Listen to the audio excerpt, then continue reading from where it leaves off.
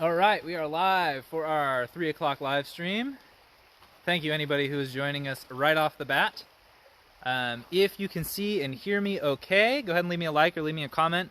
That way I know that there are some people joining us and that I look great.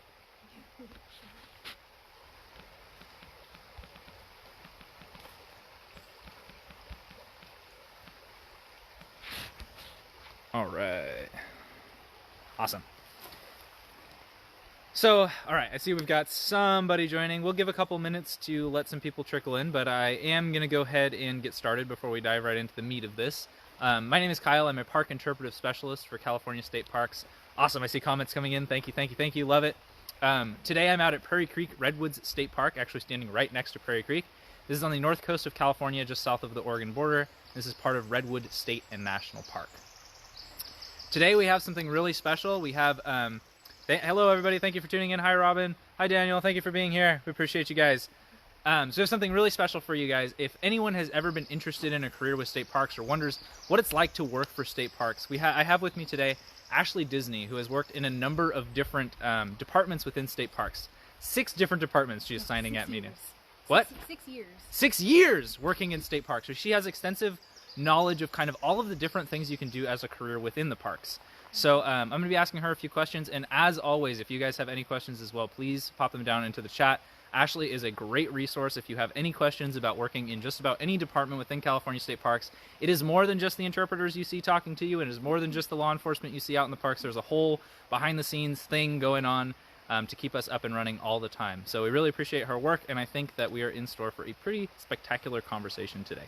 Before we do get started, I want to recognize and thank you all so much for doing your part to flatten the curve of COVID-19, staying home, practicing social distancing. We're doing these live streams every day to help fulfill our mission as state parks, to provide for the health, the inspiration, and the education of the public of California. Hoping to provide a little bit of your health, give you a little bit of outdoor spaces in your life. We're hoping to inspire you by showing you some new places or some new things maybe you haven't seen before, and we're hoping to educate you just a little bit along the way.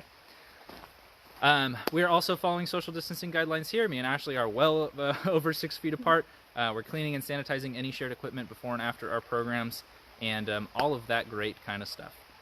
So, without further ado, we are going to go ahead and get started. Hello. Thank you again so much, all of you guys who are joining. And here is Ashley. So, Ashley, really quick, I would love it if you can introduce yourself and tell us all of the different departments that you have worked for. So hello everybody, my name is Ashley Disney with the North Coast Redwoods District. I've been working here since 2014 and I've switched around in a variety of departments. I started working in the kiosk at Grizzly Creek. That would be our visitor services and public safety department. Basically helping people come into the park, camping, all that good stuff. But also while I was there, I would work in interpretive, doing campfire programs, junior ranger programs, nature walks, and just walking around and talking with people, teaching them about this lovely area right here, and all around. We have a very diverse area in our district, up and down prairies, coastal, forests, you name it. Chaparral, we have a lot here. And while I was there at Grizzly Creek, like I said, I was public safety, visitor services, interp, and for a while I would help out with maintenance. We would fix some of the housing there, we would clean roofs, bathrooms, also helping with trail maintenance, just bouncing around and helping around there. Later, after a few years, I switched over to Natural Resources Department, which is kind of almost completely behind the scenes. You don't usually see the Natural Resources Department. They're the ones who are out in the field. We're out doing prescribed burns, which sadly I was not part of the burn crew, but a lot of my coworkers were. But I was part of the exotics and invasive management crew, where we would go around, hike all of the trails up and down all of our parks. Not uncommon to see 10, 15 mile days of hiking, just to catalog all of the plants that you see near you and pull the invasive ones that are detrimental to the species here. I would do that for a couple years, and then I transferred over into the administrative administrative duties to help with the district's admin duties, budgets, accounting. They discovered I was really good with numbers. So, but yeah, so that's what I did here at state parks, natural resources, public safety, visitor services, and interpretation, and I assisted with maintenance. So the only one I haven't done is cultural resources. That is pretty incredible that you've worked for so many different departments. For those who are not familiar with and maybe didn't pick up on that quite from what you were talking about, can you give us a super brief rundown of like each department? What do they do? Okay, so admin is admin is like the umbrella. They handle like people buying, timesheets, things like that. Just the basic accounting duties that are all behind the scenes. Cultural resources works with as a liaison with the tribes, parks, and to manage what cultural resources we have here. We have quite a few up and down the coast, as this place has been inhabited for thousands and thousands of years. As you may have heard, recently we worked with the Yurok tribe and to manage the Stone Lagoon Visitor Center. So we're all really excited to see all of the new programs that they're doing as well.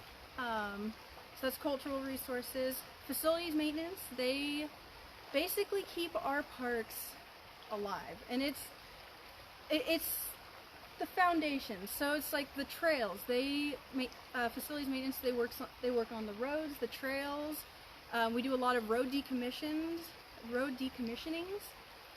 in some of our further in properties that we have there. They clean the bathrooms. They help build the buildings, maintain it. They also help put in signs and boardwalks and help protect our natural resources. Then that brings me over to the Natural Resources Department. They help manage and catalog the insane diversity that we see here. Not just doing rare plant surveys, invasive plant surveys. There's salmonoids are part of it. We have a fire program that's part of it as well, and a huge wildlife program. There's all sorts of things that Natural Resources does as well. All of these departments are huge. So let's see, I did admin, facilities, cultural, interpretive. The next one I'm going to do, Kyle, right behind the camera, is a person doing interpretive. We have many others up and down the parks also working on interpretive work. And it's not just, look at all these cool things here. It's also working on displays. It's going and talking to the public and bringing in a relationship with everyone who comes to visit our parks from around the world. It's to give a more informed view, because you can come and visit and it looks really pretty, but there's so many cool things behind it that often you won't be able to see. Or you might not know about, because this is a especially unique area. And so interpretive is basically the connection between visitors and the natural world here, as well as our cultural world. And then, let's see, which one did I miss? I think that was it. I think that was it. I think that was for it. all of them. Yeah. Oh, no. Oh, and public safety. Public safety. Public safety is the other one.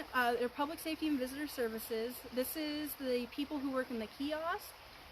They do the campground walks. They help make sure everyone is safe. And this also includes all of our park rangers, who make sure that the parks are taken care of, that we don't have people coming to do large damage, and just to make sure we're all safe. And they help. They're usually the first person that you will see when you come to visit the parks. They're the people in the kiosks trying to take your money. Yes. With a smile, though. With the smile and helping keep our wonderful parks funded. And they have more resources as well. You can usually find out more information about the local area and other cool places to see while you're here. Often the people in the kiosks have a lot of good information, maps, and yeah. Beautiful. Very well summed up, Ashley. Great job. Sorry, that was not succinct at all. Succinct enough. It's hard to explain all of our programs and what we do, but suffice to say that we have an incredible diversity of programs that ask for a huge variety of skills from people And it can vary from, you know, having a high school education to having multiple degrees, the kind of qualifications that you might need for this huge variety of jobs that is available in each department. And you will often, as you come here, you can learn a lot of these skills on the job while you're here as well. Which brings me very nicely to one of the questions here from Linda Cooper. And don't worry, Stephanie, I will come back to your question. But Linda is asking, how did you ever become qualified for so many types of jobs? So I graduated from HSU as a forestry major, a forestry major emphasizing in wildland fire management and geospatial analysis. So GIS, satellites, Maps. Yes, maps. Or cartography is a nice word for it. What I started basically at the Park A level, going through school, and a lot of it was talking with people who were coming through the kiosk, talking with rangers, supervisors. Basically, just get to know everyone, who you're working with, what they do, and a lot of how I end up being qualified was I asked to help. It was, hey, do you need a hand? And while I'm giving a hand, I learned so many skills, so many tools, so many different knowledge bases during my time here, because quite often, if you're willing to learn, people are very willing to teach. And that's something I've noticed with state parks. So that's how I ended up being qualified. A lot of it was also, I just did a lot of learning outside of school. A lot of my skills carried over. So in forestry, we had to do like large data sets with the remote access weather system. Pulling large data sets and being able to utilize it. That's what I learned in school, but all of those skills transfer over to other areas as well. So it's just looking to see how can I take my current skill set and how can that be applied in other ways, methods. It might be roundabout, but it would work. So. And I think that's a really important point to touch on, that with state parks having so many, you know, different departments and requiring such a variety of skills, I have next to no doubt in my mind that whatever you are good at, there is a job for you somewhere within the state park system. There is such a huge variety of skill sets that are needed, and some really specific or really refined skills, like using a wood router to carve out letters. That's an important skill for somebody in state parks. That is very important, actually. Absolutely. So I do have another question here. This is from Stephanie. It says, where do you live when you work there, and does everyone have a super long commute? So it's a mixture of yes and no. When I was down at Grizzly Creek, if you know where Grizzly Creek Redwood State Park is, it's south of Eureka and Fortuna, off of Highway 36, about 17 miles inland. There's not really much there. A lot of our parks do have employee housing on site or nearby. Not all parks, mind you, and it is first come, first serve. Sometimes we would bunk or have roommates, or some people are willing to commute. It really depends on what location you're at. Grizzly Creek, I know, has them. Perry Creek, where we are at here, does have housing. And so a lot of it is just that when you hire, just ask if there's housing available, and you could have one of our houses here. As for commutes, it varies by person to person. Some people do commute an hour or more a day. Some only have a 5-minute commute. It really depends, but there is housing available.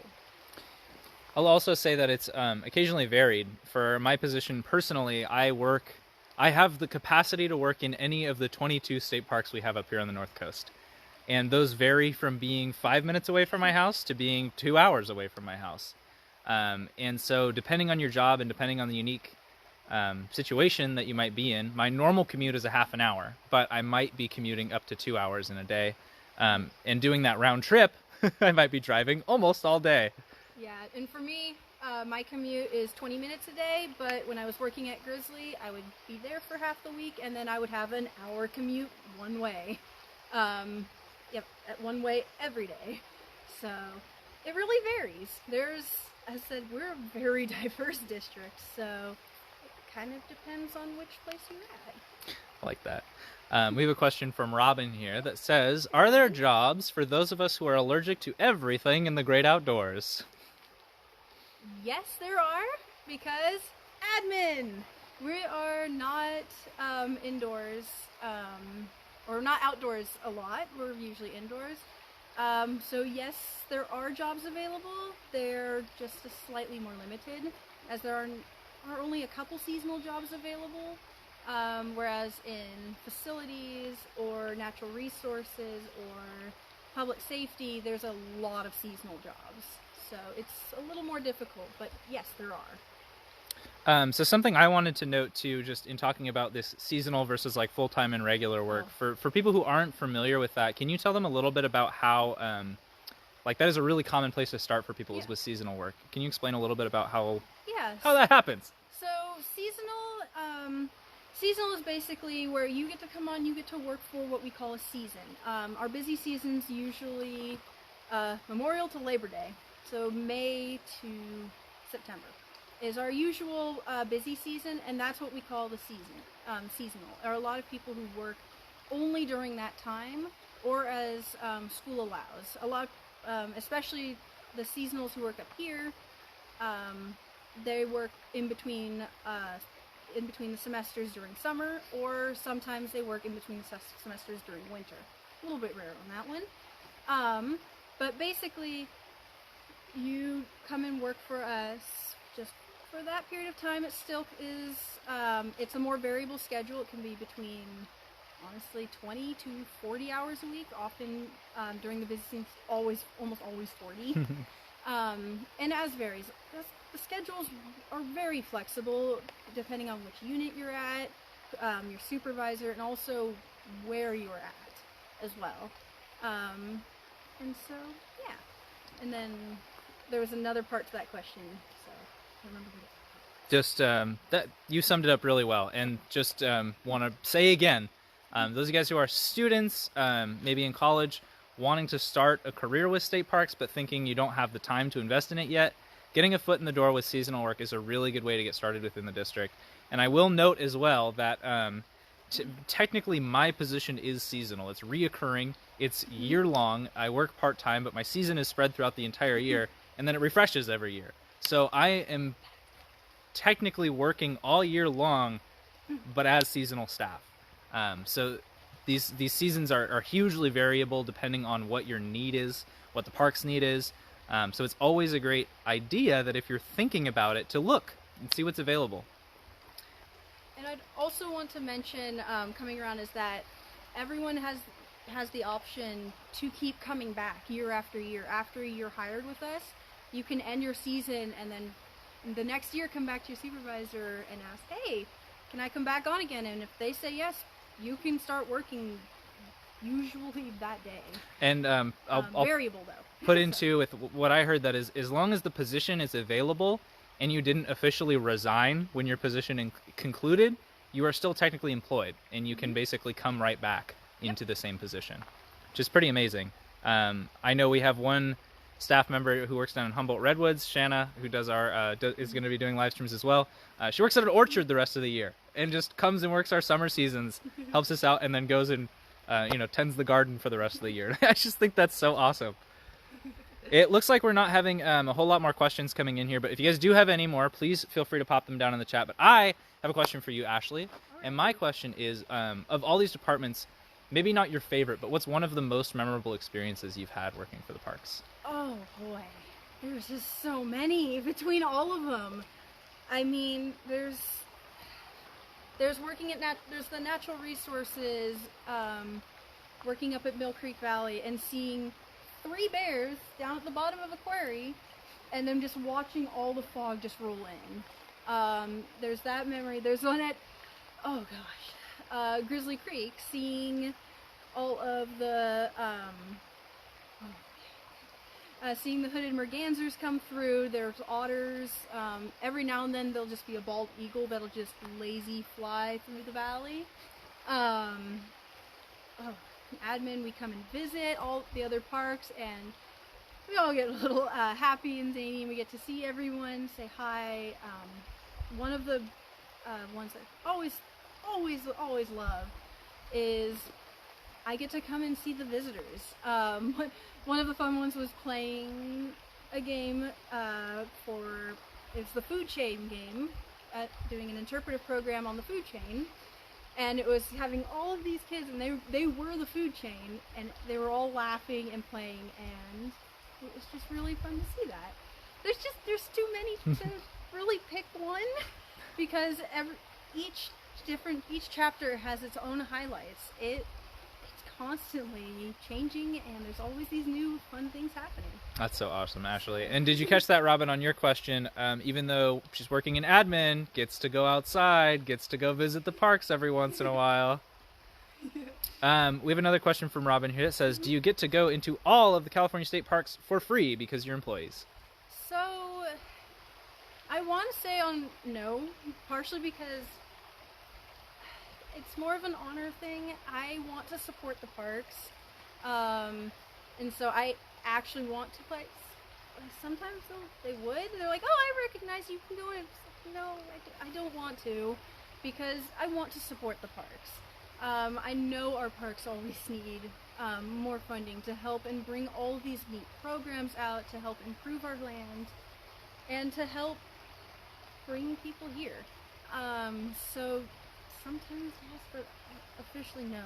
We are not supposed to, and I don't. It's kind of an honor thing on my end. And I will say, Robin, that we do have available some perks for visiting parks and things like that. That having a personal relationship with the employees in a park is never a bad thing. Yeah. But I have noticed that I do feel the same way as Ashley, that when I'm going into a park, when I'm just visiting during my off time, that I do tend to pay just that gate fee is not a big deal, and it does it does help the parks.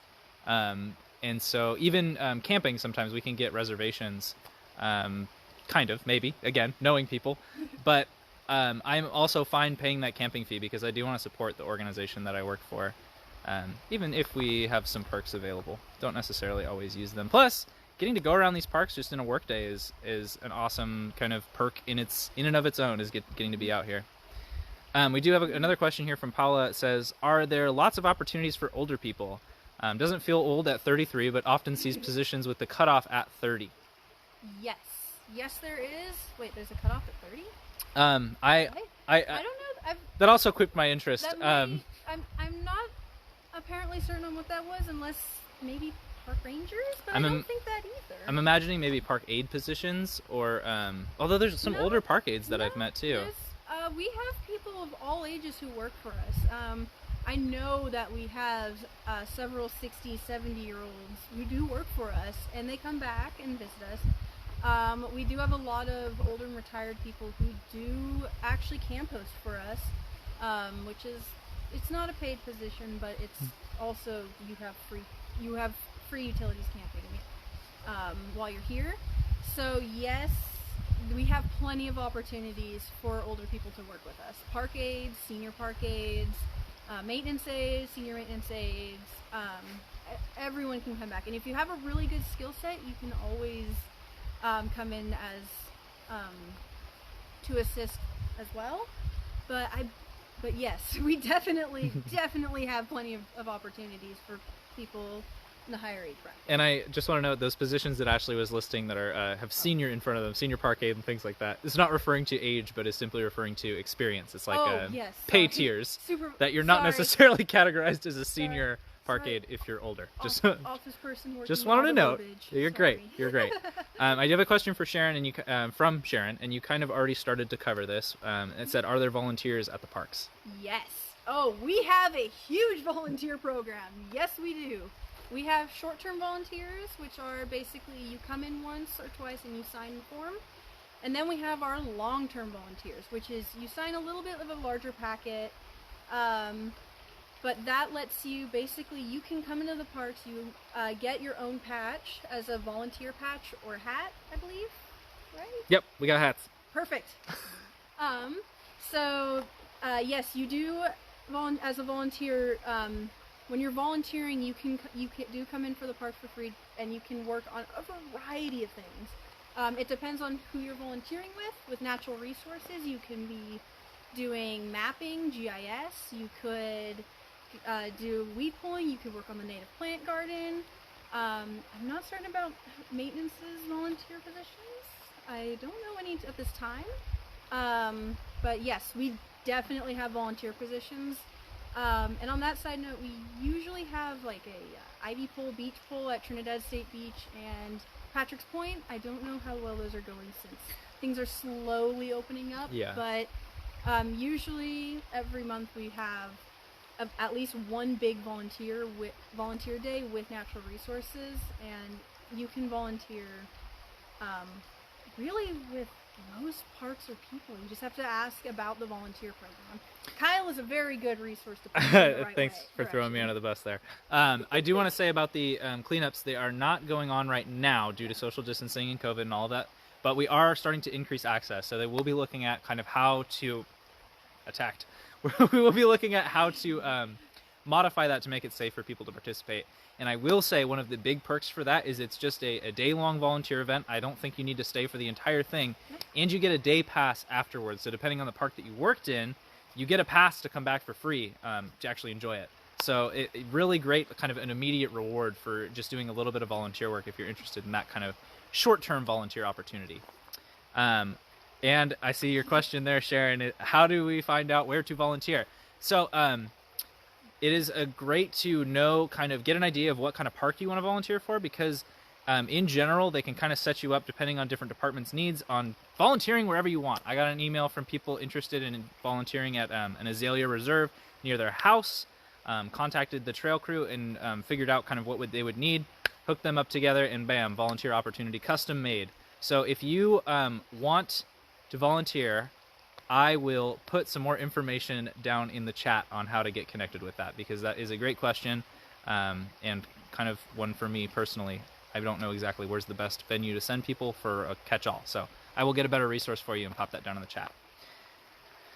Okay, I want to wrap up with just talk just a little bit about, because we are getting long now. I would love to hear just a little bit about your personal connection to parks. So we know like your professional connection and all of the things that you've worked for, but like, how did you get started and what kind of emotionally gravitates you towards this type of work?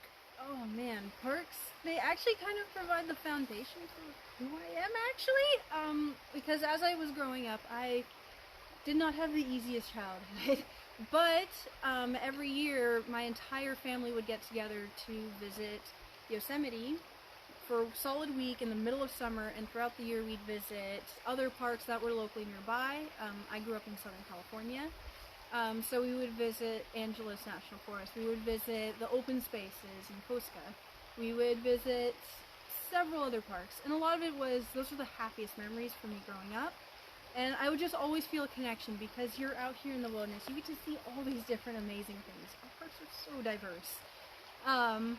And so that was part of what founded a huge connection for me, is that this was a place where everyone is free and equal and gets to see this beautiful land.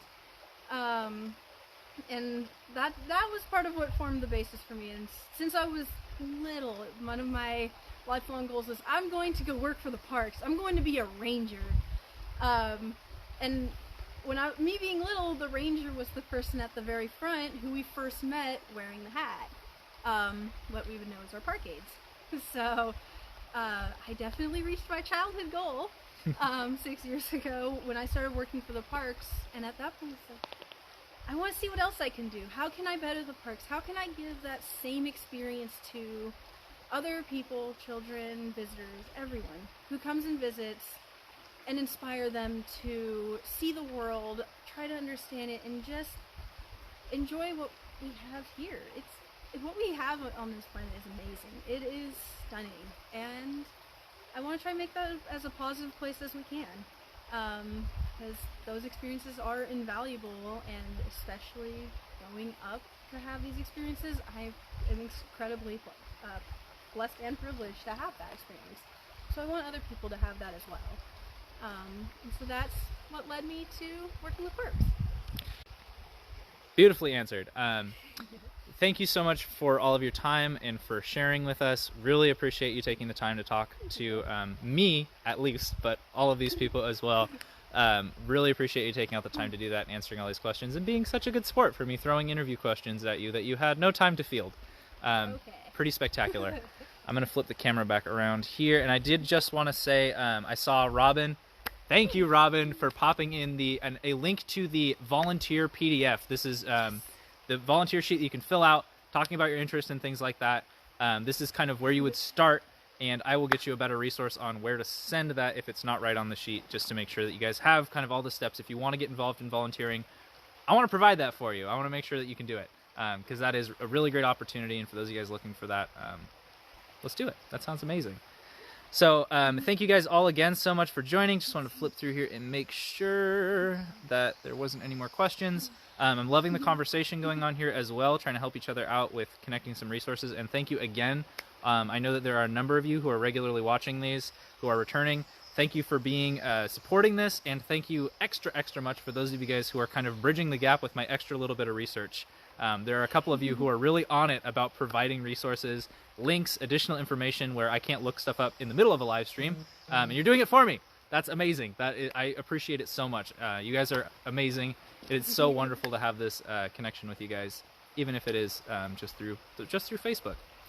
So thank you guys all again so much for joining. Check out our live streams every day going on at 3 o'clock. We've got another great one planned for tomorrow. Tune in next week. We're going to be talking about a really special project that's going on called Redwoods Rising. It's going to be on Thursday. We'll have some more advertising coming out about it. But we're working with a multitude of agencies. It's going to be a really amazing Facebook Live. Not that they're all not amazing, but it's going to be a little something special. Also, we got Skip just starting off. He's on Sundays, so make sure to check out his programs. They are incredibly just amazing to listen to. So thank you guys all again so much for tuning in. We really appreciate it. You're all awesome. Come back again 3 o'clock every single day right here on our Facebook page. We will see you soon. Thank you.